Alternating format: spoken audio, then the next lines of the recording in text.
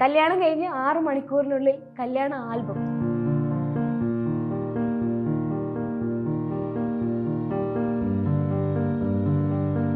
ഇപ്പോൾ എഡിറ്റർ ജോലി ചെയ്തു, ഡിസൈനർ ജോലി ചെയ്തു, പ്രിന്റർ ജോലി ചെയ്തു, ആൽബം മേക്ക് ചെയ്യുന്ന ആൾ അയാളുടെ ജോലി ചെയ്തു, ഞാൻ ഫോട്ടോഗ്രാഫറാണ്. അപ്പോൾ ഞാൻ എൻ്റെ ജോലി ചെയ്തു.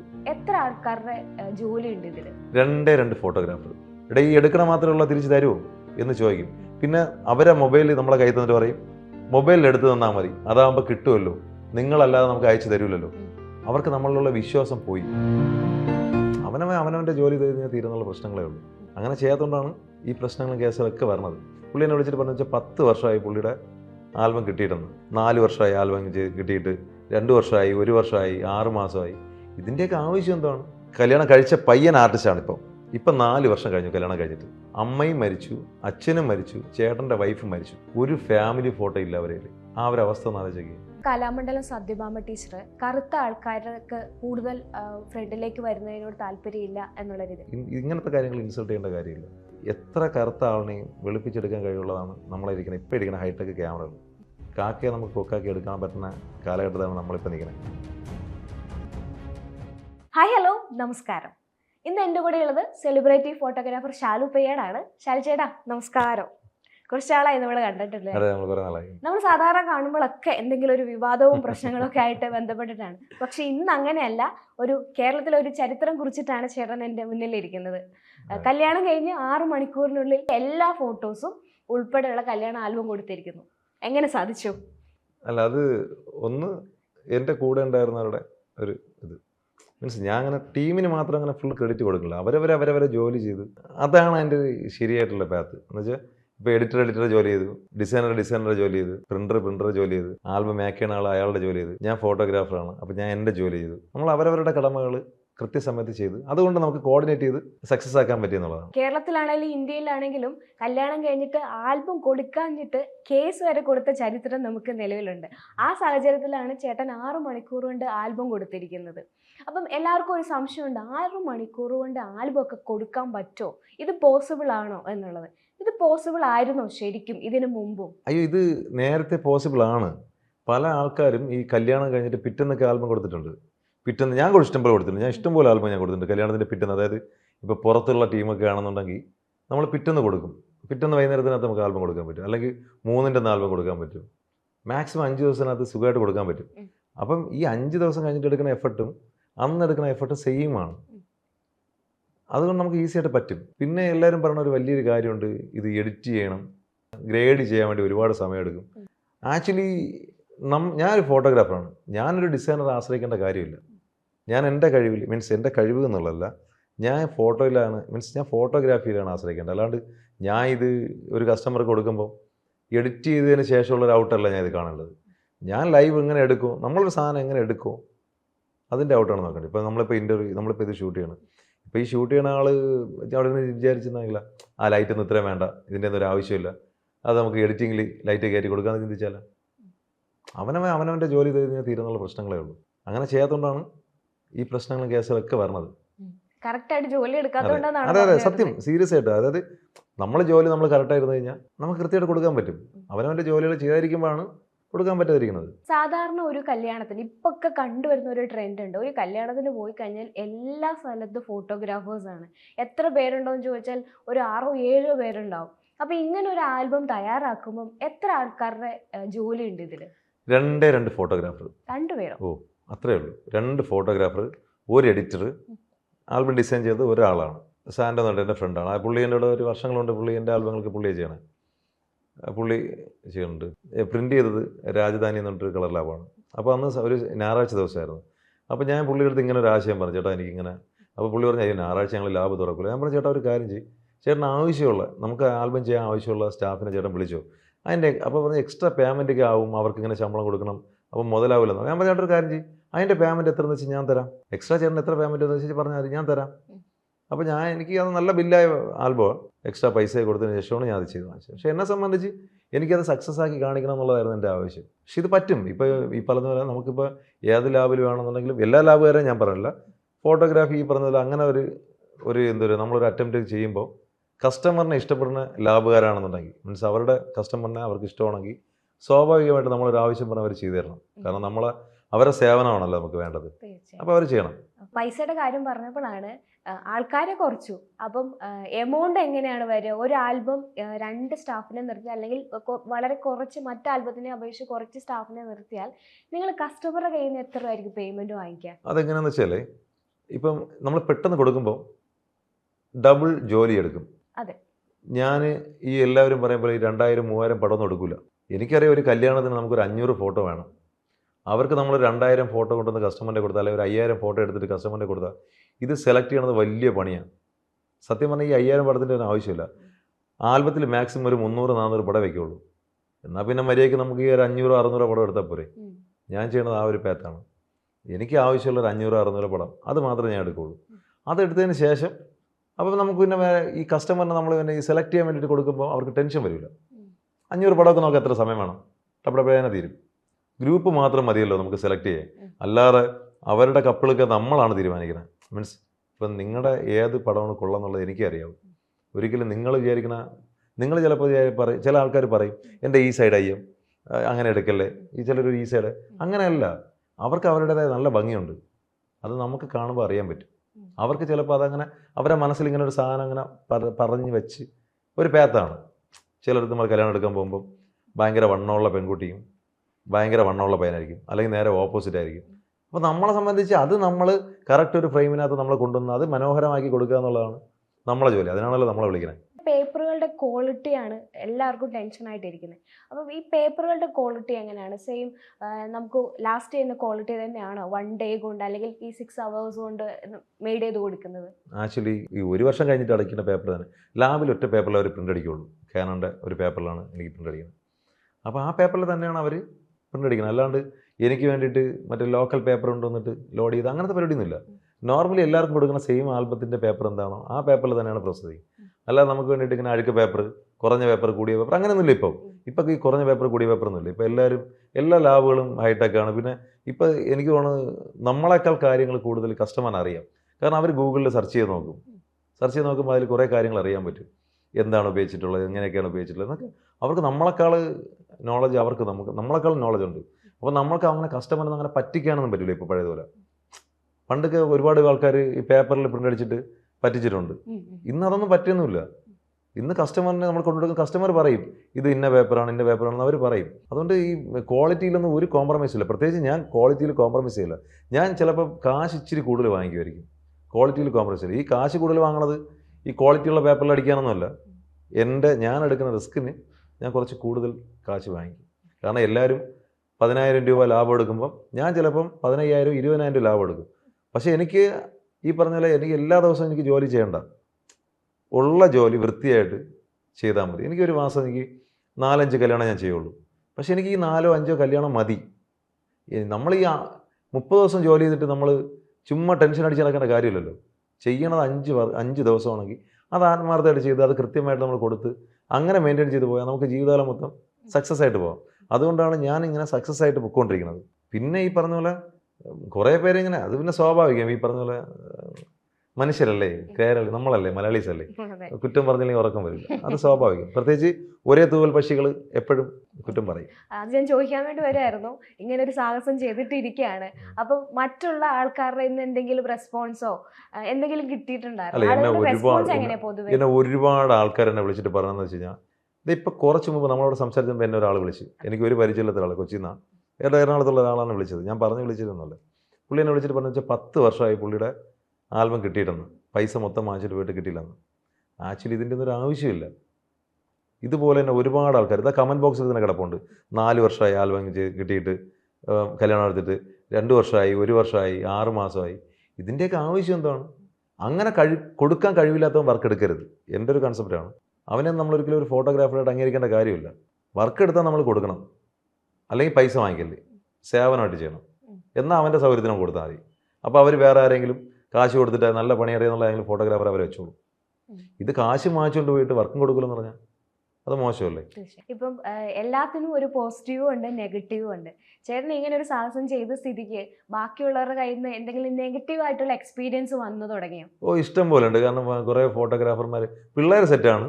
എനിക്ക് തോന്നുന്നു ഈ നല്ല ഫോട്ടോഗ്രാഫർമാർ ആരും ഒരിക്കലും നമ്മളിപ്പോൾ ഒരു നല്ല കാര്യം ചെയ്ത് കഴിഞ്ഞാൽ അത് കൊള്ളാമെന്ന് പറയും, വിളിച്ച് പറയും. എന്നെ ഒരുപാട് പേര് വിളിച്ച് പറഞ്ഞിട്ടുണ്ട്. പക്ഷെ കുറേ പിള്ളേരുണ്ട്, സെറ്റുണ്ട്. അതായത് ഈ 2000 രൂപയ്ക്ക് 3000 രൂപയ്ക്ക് പോയി വർക്ക് എടുത്തിട്ട് ഇങ്ങനെ അങ്ങനെയൊക്കെ നടക്കുന്ന കുറേ പിള്ളേരുണ്ട്. ഫ്രീ ആയിട്ടും കൊളാബൊക്കെ ചെയ്ത് നടക്കുന്ന പിള്ളേരുണ്ട്. അവർക്ക് കുറേ പേര് വിളിച്ചിട്ട് ചേട്ടാ വർക്ക് എടുക്കുമോ, ചേട്ടാ ഇന്ന ദിവസം ഫ്രീ ആണെന്നൊക്കെ ചോദിച്ചിട്ട് നമുക്ക് ഇത്രയൊക്കെ ചെയ്യാമെന്നൊക്കെ ചോദിച്ചിട്ടേ. അപ്പോൾ ഞാൻ നല്ല റേറ്റാണ് പറയുക. കുറച്ച് കഴിയുമ്പോൾ അങ്ങ് തെറിയാണ്. പിന്നെ എനിക്ക് പിന്നെ തൊട്ട് അറിഞ്ഞിടത്ത ആളായതുകൊണ്ട് ഞാൻ കൃത്യമായിട്ട് ഡീൽ ചെയ്യും. ചേട്ടൻ ഒരുപാട് സെലിബ്രിറ്റീസിന്റെ ഫോട്ടോസ് എടുക്കുന്നതാണ്. ഇങ്ങനെ ഒരു കാര്യം ചെയ്ത് കഴിഞ്ഞിട്ട് സെലിബ്രിറ്റീസിന്റെ സൈഡിൽ നിന്നും എന്തെങ്കിലും കല്യാണത്തിന്റെ ആൽബത്തിന്റെ കാര്യത്തിന് അല്ലെങ്കിൽ എന്തെങ്കിലും വിളിക്കോ എന്തെങ്കിലും ഒരു വലിയ സംഭവമുണ്ട്. അതായത് ഞാനിത് ചെയ്യാൻ കാരണം കൂടെ പറഞ്ഞുതരാം. ഞാനൊരിക്കൽ ഒരു കല്യാണം അവർക്ക് എടുത്തുകൊണ്ടിരിക്കുകയാണ്. ഈ അടുത്തിടെയാണ് കേട്ടോ, ഇതിന് തൊട്ട് മുമ്പ് കല്യാണം അവർക്ക് എടുത്തുകൊണ്ടപ്പം നമ്മുടെ ഒരു വലിയ സെലിബ്രിറ്റി ഫാമിലിയിലുള്ള ആളാണ്.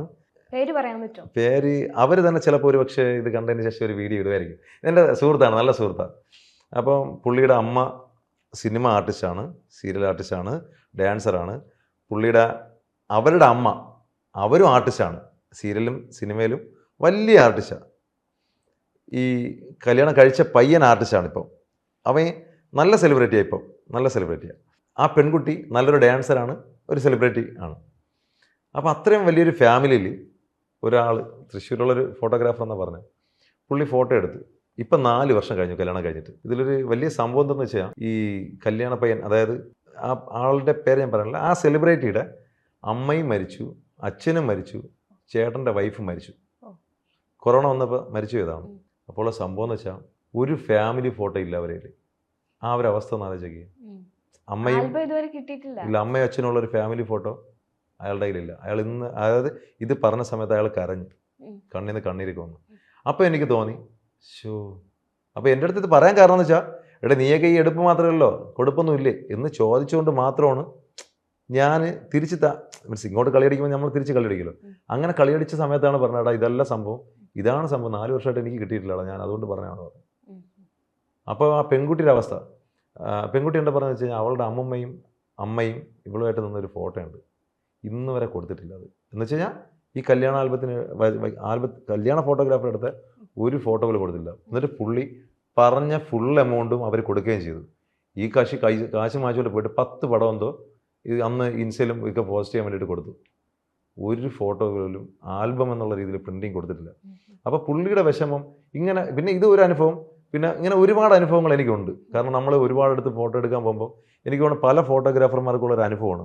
നമ്മൾ ഫോട്ടോ എടുക്കുമ്പോൾ അവർ നമ്മളെ കളിയാക്കി ചോദിക്കും, ഇവിടെ ഈ എടുക്കണ മാത്രമുള്ള തിരിച്ച് തരുമോ എന്ന് ചോദിക്കും. പിന്നെ അവരെ മൊബൈൽ നമ്മളെ കയ്യിൽ തന്നിട്ട് പറയും, മൊബൈലിൽ എടുത്ത് തന്നാൽ മതി, അതാകുമ്പോൾ കിട്ടുമല്ലോ, നിങ്ങളല്ലാതെ നമുക്ക് അയച്ചു തരൂലല്ലോ. അവർക്ക് നമ്മളിലുള്ള വിശ്വാസം പോയി. ആക്ച്വലി പബ്ലിക്കലി പൊതുജനങ്ങൾക്ക് ഫോട്ടോഗ്രാഫർ ആൽബം കൊടുക്കുമെന്നോ ഈ ഫോട്ടോ എടുക്കുന്ന ഫോട്ടോ ഒക്കെ കൊടുക്കും എന്നുള്ളൊരു വിശ്വാസം നഷ്ടപ്പെട്ടു കഴിഞ്ഞു. അതുകൊണ്ടാണ് അവർ മൊബൈലിനെ ആശ്രയിക്കുന്നത്.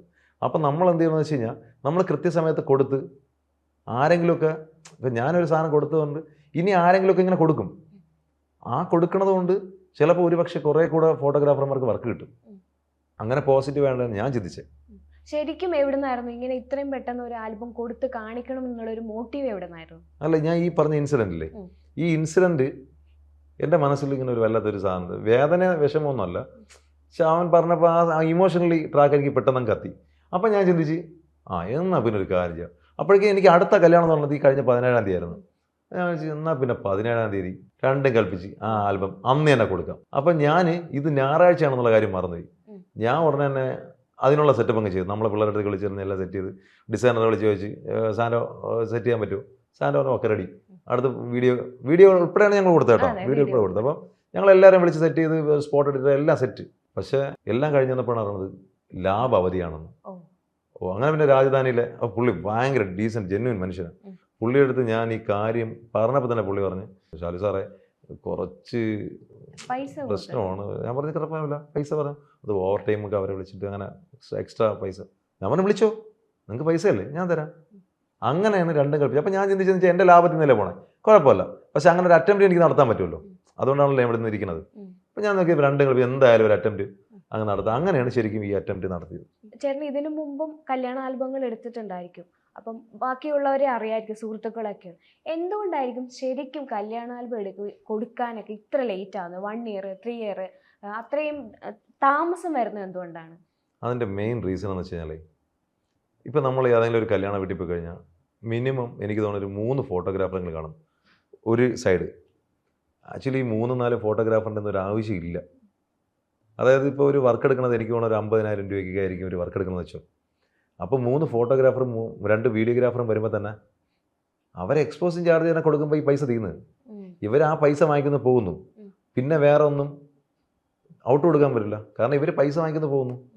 പിന്നെ എങ്ങനെ ഔട്ട് കൊടുക്കും?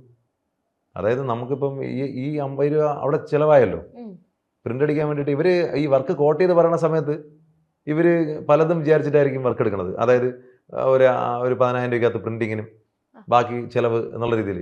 പക്ഷേ ഈ പൈസ ഇവർ അഡ്വാൻസ് കൊടുക്കുന്ന പൈസ വാങ്ങിച്ചിട്ട് എല്ലാവർക്കും കൊടുക്കും. വീണ്ടും ഇവന് കടമാവും. കടമെന്ന് വെച്ചാൽ ഇവന് കൊടുക്കാൻ പറ്റാതാവും. അപ്പോൾ ഇനി കിട്ടാൻ വേണ്ടി ചെറിയ പൈസ. അതെ, അപ്പം മാക്സിമം ഈ വർക്ക് വെട്ടണല്ലേ, വർക്ക് വെട്ടി പിടിക്കണല്ലേ, വർക്ക് പിടിക്കണതാണല്ലോ. അതായത് ഞാനിപ്പോൾ ഒരു 50,000 രൂപയ്ക്ക് ഒരു വർക്ക് ചെന്ന് പറഞ്ഞു കഴിഞ്ഞാൽ 40,000 രൂപയ്ക്ക് വേറൊരാൾ ചെയ്യും. അതേ വർക്ക് 35,000 രൂപയ്ക്ക് വേറൊരാൾ ചെയ്യും. ചിലപ്പോൾ അത് തന്നെ വേറൊരുത്തം വെട്ടി 30,000 രൂപയ്ക്ക് ചെയ്യും. ഇത് അനുഭവമാണ് കേട്ടോ, എല്ലാ ഫോട്ടോഗ്രാഫർമാരുടെ അനുഭവമാണ്. നമ്മൾ 50 രൂപയ്ക്ക് പറഞ്ഞിട്ട് അവസാനം അത് 30 രൂപയ്ക്ക് ആയിരിക്കും അത് വേറൊരുത്തം ചെയ്യാൻ. പക്ഷേ ഒരിക്കലും അതിൻ്റെ ഔട്ട് കൊടുക്കാൻ പറ്റില്ല. ഈ 50 രൂപ പറയണവൻ കറക്റ്റ് കൊടുക്കാൻ വേണ്ടിയിട്ടാണ് ഈ പറഞ്ഞത്. കസ്റ്റമർ എന്ത് ചെയ്യും? 40 രൂപയ്ക്കും 30 രൂപയ്ക്കും തേടിപ്പോവും, കൊടുക്കൂല. എന്നിട്ട് പിന്നെ കരഞ്ഞിട്ട് നടന്നിട്ട് കാര്യമല്ലല്ലോ. അല്ലെങ്കിൽ അവർ ചിന്തിക്കണം ഇങ്ങനെയൊക്കെ ഇത്രയും അതും വലിയ വലിയ പാക്കേജല്ലേ കൊടുക്കണേ. 3 ഫോട്ടോഗ്രാഫർ 2 വീഡിയോഗ്രാഫർ എങ്ങനെ മുതലാവും? ഇതിനിടെ പുറമെ സേവ് ദ ഡേറ്റ്, ഹെലിക്യാം എല്ലാം പറഞ്ഞവർക്ക് പൈസ കൊടുക്കണ്ടേ? പൈസ കൊടുത്ത് വരുമ്പോൾ ഇവനെന്ത് ലാഭം? അപ്പോൾ ഇവൻ എന്ത് ചെയ്യും? കുറച്ച് ദിവസമായിട്ട് കളിപ്പിക്കും. പിന്നെ നൈസായിട്ട് അവൻ കളഞ്ഞിട്ട് അവൻ അടുത്തവൻ്റെ പരിപാടി നോക്കി പോകും. കാരണം അവന് ഡെയിലി അതാണ് ഞാൻ പറഞ്ഞത്, അവർക്ക് 30 ദിവസം ജോലി ചെയ്താലേ അവർക്ക് അവരുടെ ശമ്പളം കിട്ടുള്ളൂ. എന്നെ സംബന്ധിച്ച് ഞാൻ 3 വർക്ക് ചെയ്യുമ്പോൾ ഈ 30 വർക്കിൻ്റെ പൈസ ഞാൻ വാങ്ങിക്കും. പക്ഷേ ഞാൻ കൊടുക്കും. ഞാൻ ഈ 3 വർക്ക് കൃത്യമായിട്ട് കൊടുക്കും. അവർ 30 വർക്ക് എടുത്തിട്ട് 30 വർക്ക് കൊടുക്കാൻ പറ്റില്ല. ഇതാണ് എൻ്റെ അവരും തമ്മിലുള്ള വ്യത്യാസം. എൻ്റെ എന്നുള്ളതല്ല, ജെന്യുവിനായിട്ട് സ്റ്റുഡിയോ നടത്തി ഫോട്ടോഗ്രാഫി ചെയ്ത് കുടുംബം നന്നായിട്ട് നോക്കുന്ന ആൾക്കാരുണ്ട്. അവർക്കൊന്നും ഒരിക്കലും ഒരു പ്രശ്നമല്ല. അവർ കൃത്യമായിട്ട് കൊടുത്തിരിക്കും. നിങ്ങൾ നോക്ക്, നിങ്ങളുടെ നാട്ടിലൊക്കെ നല്ല സ്റ്റുഡിയോകളുണ്ട്, അവർക്ക് കൃത്യമായിട്ട് കൊടുക്കും.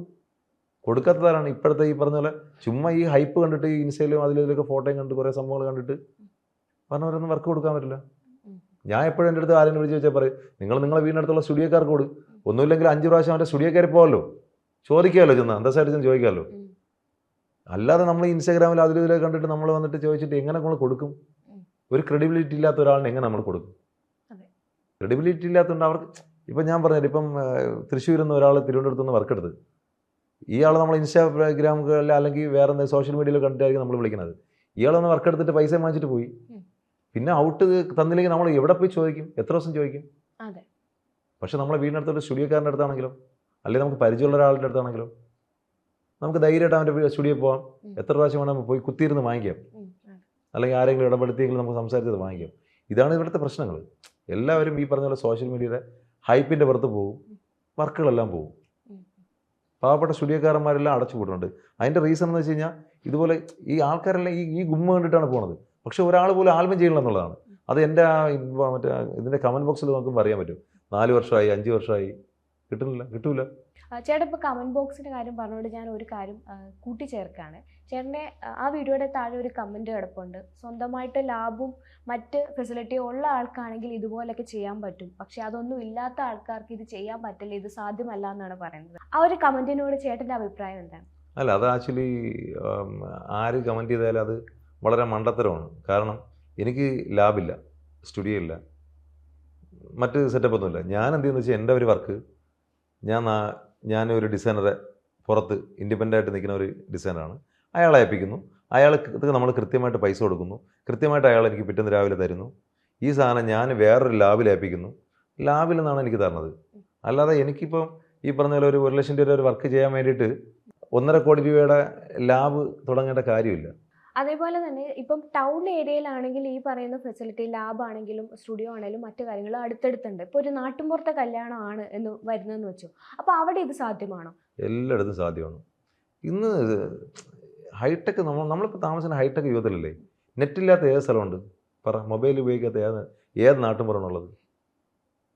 അപ്പം നമുക്ക് എന്തായാലും വൈഫൈ സെറ്റപ്പ് എല്ലാം ഉണ്ടല്ലോ എല്ലായിടത്തും. അപ്പം നമുക്ക് മെയിൽ ചെയ്യാമല്ലോ. മെയിലൊക്കെ ചെയ്യാൻ പറ്റാത്ത ഒരു സെറ്റപ്പും ഇല്ലല്ലോ. അതുകൊണ്ട് ആൽബം ചെയ്യണതൊക്കെ ഇതൊക്കെ ചുമ്മാ നമുക്ക് പറഞ്ഞു വേണമെങ്കിൽ പറ്റിക്കാം ആൾക്കാരെ. എങ്ങനെ? അയ്യോ അത് പറ്റില്ല, അങ്ങനെയാണ് ഇങ്ങനെയാണ്. ചുമ്മാ അതൊന്നുമില്ല. ഇപ്പം ഗ്രേഡ് ചെയ്യാനൊക്കെ കൊച്ചു പിള്ളേർ മൊബൈലിലെ ഒരു ഫോട്ടോ നമ്മൾ എടുത്തിട്ട് കൊടുത്തു കഴിഞ്ഞാൽ അവരതിനെ അടിപൊളിയായിട്ടാണ് ഗ്രേഡ് ചെയ്യണത്. ആ കാലഘട്ടത്താണ് ഓരോരുത്തന്മാർ വന്നിട്ട് 1/2 മണിക്കൂർ സിസ്റ്റത്തിൻ്റെ മുട്ടിരുന്നാലേ ഗ്രേഡ് ചെയ്യാൻ പറ്റുള്ളൂ. ചുമ്മാ പൊട്ടത്തരങ്ങളാണ്. കൊച്ചു പിള്ളേർ മൊബൈൽ അടിപൊളിയായിട്ട് ഗ്രേഡ് ചെയ്യും. ചുമ്മാ മണ്ടത്തരങ്ങൾ പറയാന്നുള്ളേ ഉള്ളൂ. ഇപ്പം നമ്മൾ പൊതുവെ കല്യാണങ്ങളിലൊക്കെ പോയി കഴിഞ്ഞാൽ ഇപ്പോഴത്തെ ട്രെൻഡാണ് ഫോട്ടോഗ്രാഫേഴ്സാണ് ആ കല്യാണത്തിനെ നിയന്ത്രിക്കുന്നത്. അപ്പോൾ ഒരു മണ്ഡപത്തിൽ പെണ്ണും ചെറുക്കനെ ഇരിക്കുകയാണെങ്കിൽ ചുറ്റിനും ഫോട്ടോഗ്രാഫേഴ്സാണ്. സൂം ചെയ്തെടുക്കുന്നു, അങ്ങനെ എടുക്കുന്നു, ഇങ്ങനെ എടുക്കുന്നൊക്കെ. പൊതുവെ കാരണവന്മാർ പറയുന്നുണ്ട് ഫോട്ടോഗ്രാഫേഴ്സിന്റെ ബാക്ക് കണ്ട് കാരണം കല്യാണം കാണാൻ പറ്റുന്നില്ല എന്ന്. ആ ഒരു രീതിയോട് ചേട്ടന്റെ അഭിപ്രായം എന്താ? അല്ല, ഞാൻ അത് ഒട്ടും യോജിക്കാത്ത കാര്യമാണ്. കാരണം ഞാൻ ഏത് വർക്ക് എടുത്താലും 2 ഫോട്ടോഗ്രാഫർമാർ, അതായത് പെൺകുട്ടിയുടെ അവിടെ നിന്ന് ഒരു ഫോട്ടോഗ്രാഫർ, പയ്യൻ്റെ അവിടെ നിന്ന് ഒരു ഫോട്ടോഗ്രാഫർ. മീൻസ് എനിക്കൊരു വർക്ക് ഏൽപ്പിക്കണമെങ്കിൽ ഞാനേ പോവുള്ളൂ. ഞാൻ അല്ലാതെ ഒരു 2-3 പേരെ കൊണ്ടൊന്ന് ചെയ്യണ പരിപാടി എനിക്കില്ല. അതിൻ്റെ ആവശ്യമില്ല. കാരണം കസ്റ്റമർ നമ്മളെ വിളിക്കണം. പിന്നെ നമ്മൾ ഈ 5-10 ഫോട്ടോഗ്രാഫർമാരെ പിടിച്ചെടുത്താൽ ഈ കല്യാണമല്ലേ നമുക്ക് ഷൂട്ട് ചെയ്യാൻ പറ്റുള്ളൂ. അതിനപ്പുറം ഒരു സാധനം ഷൂട്ട് ചെയ്യാൻ പറ്റില്ലല്ലോ. അതിനപ്പുറം ഒരു സാധനം കൊടുക്കാനും പറ്റില്ല. ഈ കല്യാണമല്ലേ നമ്മൾ ഉപയോഗിക്കുള്ളൂ. പിന്നെ ഇതെല്ലാം ചെയ്താലും നമ്മളൊരു 50 ലീഫ് അല്ലെങ്കിൽ ഒരു 70 ലീഫ് അങ്ങ് അറ്റം പോയി ഒരു 100 ലീഫ് അതുപോലെ കൊടുക്കുള്ളൂ. അതിന് ഈ 5 ഫോട്ടോഗ്രാഫർമാരും 10 വീഡിയോഗ്രാഫർമാരും ആവശ്യമില്ലല്ലോ. നമുക്ക് വൃത്തിയായിട്ട് കണ്ടാൽ പോരെ. ഈ 5-10 ഫോട്ടോഗ്രാഫർമാർ എടുക്കുന്നത് കൊണ്ടാണ് ഈ സാധനത്തിൻ്റെ ഔട്ട് കിട്ടാത്തത് ഇപ്പം. കാരണം എല്ലാവരും വിചാരിക്കും അവ എടുക്കുമായിരിക്കും. ഇതാരും എടുക്കില്ല. സംഭവം ഈ താലിയിട്ട് എടുക്കാൻ നേരത്തും ഇവർ അവ എടുക്കും എന്ന് പറഞ്ഞുകൊണ്ട് നിൽക്കും. ഇതൊന്നും കിട്ടൂല. പക്ഷെ മര്യാദയ്ക്കൊന്നും എടുക്കണമേ, കൃത്യമായിട്ട് പടം എടുക്കാൻ അവൻ പോകും. ചേട്ടാ, കഴിഞ്ഞ ദിവസം കലാമണ്ഡലം സത്യഭാമ ടീച്ചർ ഒരു കാര്യം പറഞ്ഞിട്ടുണ്ട്. കറുത്ത ആൾക്കാർക്ക് കൂടുതൽ ഫ്രണ്ടിലേക്ക് വരുന്നതിനോട് താല്പര്യമില്ല എന്നുള്ള രീതി. എക്സാക്റ്റ് ഇങ്ങനെയല്ല പറഞ്ഞത്, പക്ഷെ ചേട്ടൻ ന്യൂസ് കണ്ടിട്ടുണ്ടാവും. അപ്പം ചേട്ടൻ ഒരു കലാകാരൻ എന്ന നിലയിൽ അല്ലെങ്കിൽ ഒരു ഫോട്ടോഗ്രാഫർ എന്ന നിലയിൽ ചേട്ടൻ്റെ ഫ്രണ്ടിൽ ഒരു കറുത്ത കുട്ടി ഒരു മോഡൽ വന്ന് നിൽക്കുക അല്ലെങ്കിൽ ഒരു കുട്ടി വന്ന് നിൽക്കുകയാണെങ്കിൽ ചേട്ടൻ എങ്ങനെയായിരിക്കും ഫോട്ടോ എടുക്കുക? ഞാൻ ഒരാളുടെ നിറവോ പൊക്കോ മണ്ണോ നോക്കിയിട്ടല്ല. എൻ്റെ ക്യാമറയുടെ ഫ്രണ്ടിൽ ആര് വന്ന് നിന്നാലും എനിക്ക് അവർ എൻ്റെ നല്ലൊരു ക്ലയൻറ്റാണ്. അപ്പോൾ ക്ലയൻറ്റിൻ്റെ സന്തോഷമാണ് എൻ്റെ സന്തോഷം. അവരെ ഏറ്റവും മനോഹരമാക്കി തീർക്കേണ്ടത് എൻ്റെ കഴിവാണ്. മീൻസ് എൻ്റെ കർത്തവ്യമാണ്. അതിനാണ് അവരെനിക്ക് പൈസ തരണത്. അപ്പോൾ അതുകൊണ്ട് നമ്മളൊരിക്കലും ആരെയും ഇങ്ങനത്തെ കാര്യങ്ങൾ ഇൻസൾട്ട് ചെയ്യേണ്ട കാര്യമില്ല. കാരണം എത്ര കറുത്ത ആളിനെയും വെളുപ്പിച്ചെടുക്കാൻ കഴിവുള്ളതാണ് നമ്മളിരിക്കുന്നത് ഇപ്പോൾ ഇരിക്കുന്ന ഹൈടെക് ക്യാമറകൾ.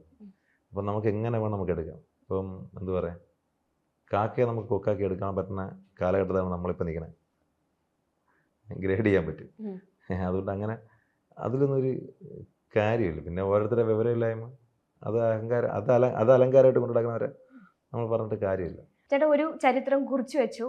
നെക്സ്റ്റ് ഇനി അടുത്ത എന്താണ് പരിപാടി? സാധാരണക്കാർക്ക് പെട്ടെന്ന് ആൽബം കൊടുക്കണം, കുഞ്ഞു പൈസയ്ക്ക് ആൽബം കൊടുക്കണം. അതെങ്ങനെ പ്രാവർത്തികമാക്കുക? എനിക്ക് ലാഭം വേണം, പക്ഷെ എനിക്ക് അവർക്ക് എങ്ങനെ നല്ല ക്വാളിറ്റിയിൽ നല്ല ക്വാണ്ടിറ്റിയിൽ അവർ തരണ കുഞ്ഞു പൈസയ്ക്ക് അത്രയും വെർത്തായിട്ടുള്ളൊരു സാധനം കൊടുക്കണം. അതെങ്ങനെ കൊടുക്കാം, എന്ത് കൊടുക്കാം എന്നുള്ളതിനെക്കുറിച്ച് ഇങ്ങനെ ഒരു സംഭവം നടന്നുകൊണ്ടിരിക്കുകയാണ്. അത് ഉടനെ തന്നെ ഉണ്ടാവും. ചേട്ടൻ ഇപ്പോഴാണ് ആൽബം ഒക്കെ കൊടുത്ത് ചരിത്രം കുറിച്ചത്. ഈ കരിയറിൽ എപ്പോഴേലും ആൽബം കൊടുക്കാത്ത സിറ്റുവേഷൻ ഉണ്ട്? ഏതെങ്കിലും ആൽബം കൊടുക്കാത്തതുണ്ട് ഇതുവരെ? ഞാൻ ആൽബം കൊടുക്കാതിരുന്ന സിറ്റുവേഷൻ ഇന്ന് വരെ ഇല്ല.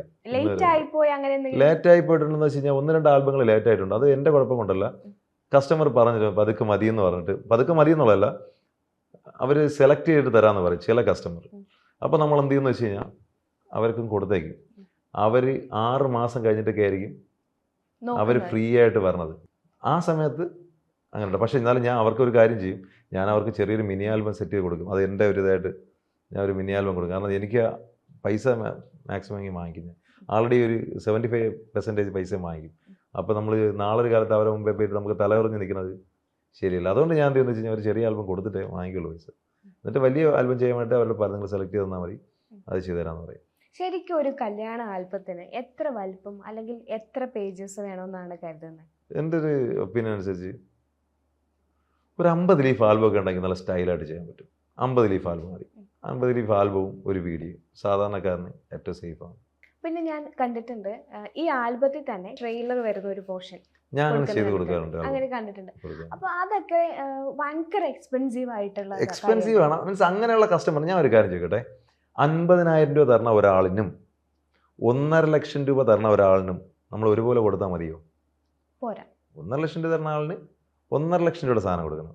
50,000 രൂപ തരണ ആളിന് 50,000 രൂപ സാധനം കൊടുക്കണം. ഞാൻ അങ്ങനെ വർക്ക് ചെയ്യാറ്. പറഞ്ഞിട്ട് തന്നെയാണ് ചെയ്യണത് കസ്റ്റമറുടെ അടുത്ത്. ആളുകളുടെ ബഡ്ജറ്റ് അനുസരിച്ചാണ് ഞാൻ ബഡ്ജറ്റ് അനുസരിച്ചാണ് ചെയ്യണത്. 50,000 രൂപയ്ക്കും ചെയ്യും, 13 ലക്ഷം രൂപ ആൽബം വരെ ഞാൻ ചെയ്തിട്ടുണ്ട്. 13 ലക്ഷം രൂപ അതിനകത്ത് എന്താ ഇത്ര പ്രത്യേക? മറ്റേ അലമാര ആൽബം എന്നൊരു സംഭവം ചെയ്തത് 13 ലക്ഷം രൂപയ്ക്ക്. അത് എന്താ എൻ്റെ ഇൻസ്റ്റയിൽ കിടപ്പുണ്ട്. അതിൽ കുറേ കാര്യങ്ങളുണ്ട്. അതൊക്കെ അന്ന് ഭയങ്കര വൈറലായ സംഭവങ്ങളാണ്. അതായത് അതിൽ സ്വർണം കൊണ്ടാണ് പേരൊക്കെ എഴുതിയത്. അത്രയും ഭയങ്കര സെറ്റപ്പ് ആയിരുന്നു. സ്വർണം കൊണ്ട് പേരെഴുതിയിട്ടുണ്ട്. അതിൽ 4 ഡ്രോ ഉണ്ട്.